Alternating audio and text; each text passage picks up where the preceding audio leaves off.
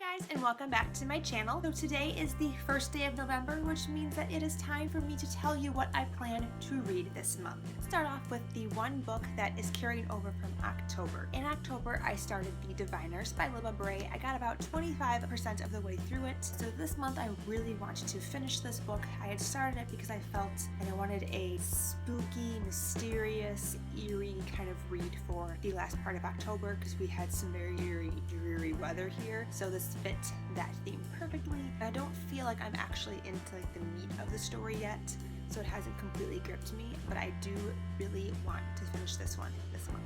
Then after that, I have to read this one for school, so this is a top priority. I have to do a project, or I'm choosing to do a project on this. For my history and sociology of sport class, I need to read Quidditch Through the Ages. For this project, I am doing a historical analysis, societal analysis of the sport and its impacts on the wizarding world, as well as in our culture, how it's kind of bled into real life. I have to talk about the history of it and the sport in itself. This should be a really quick read. I've been wanting to read this library for a very long time. I haven't read Beetle's Bard, I haven't read Fantastic Beasts and Where to Find Them, and that's coming out as a movie. When my professor suggested that I do this for my topic, then I told my mom it was for school. She finally bought this for me. I'm really excited for that one. Next on my list here, I have Isla and the Happily Ever After by Stephanie Perkins. I read Anna and Lola earlier in the year, and I really enjoyed them. They were so entertaining and just lovely and so just sweet and cute. I've been meaning to get to this for a while, but I kind of forgot about it because it's not on my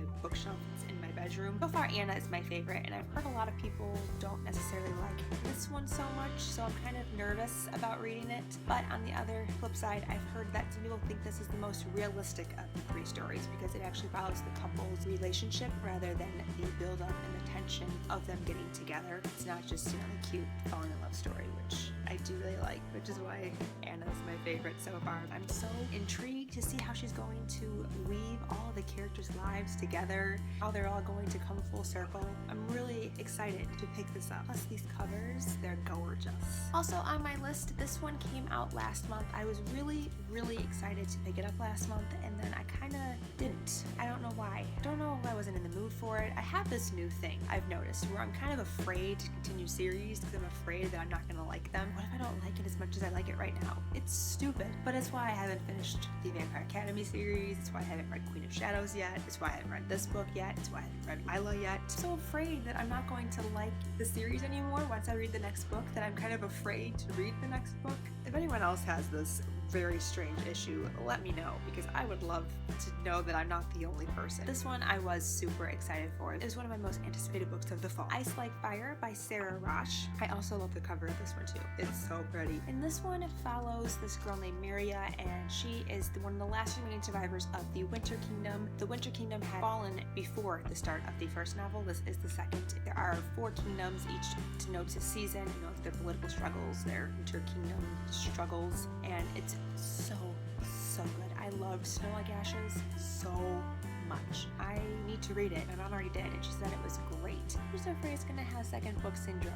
And I didn't even know it was a thing until I started book 2. This is such an irrational fear. This is definitely a priority for this month. This is also a book that I've had for a while. I actually got this for Christmas last year. I haven't yet had the urge to read it, but the movie is coming out. So yes, I need to read this before the movie comes out, which I believe is in January, and I'm really itching to read this now. Now I have the desire and the urge to read this. The Fifth Wave by Yancy. A lot of people really enjoy this. Not the Infinite Sea so much from what I gather, but the first one I hear a lot of people really enjoy. I know it's about aliens and they come to us in waves. This is probably the most important of the waves since this is the one the book's written about. Finally feeling intrigued to read this. The last book I have on my TBR this month is actually going to be a new release. It comes out on November 10th, and that is Winter by Marissa Meyer. This is the final book in the Lunar Chronicles series. I think it's going to be a super great conclusion to this series. I think we're going to have some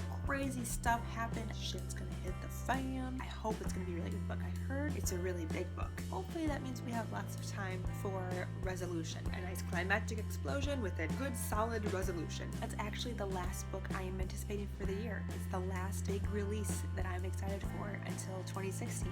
And I already have a whole list for spring of 2016. That is crazy. I cannot believe it's already November. These are 4 of the 6 books that I plan to read in the month of November. Tell me down below which books you are most excited to read this month, and if you are also anticipating winter and plan to read that one as well.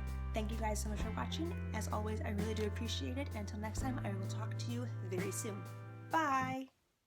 Do you guys like my background? Do you think it looks nice? I was feeling inspired to have a fall background, so I got some stuff to do that. And it was so cheap. I got it from Michael's, and everything that was like Halloween, fall themed was 70% off. Look at the little like doodads and a sparkly orange pumpkin. Oh, I love it! My history of sport and my history and I just haven't really had the...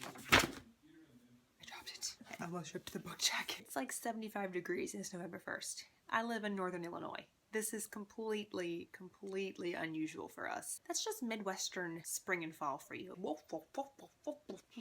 The weather never knows what it wants to do, ever.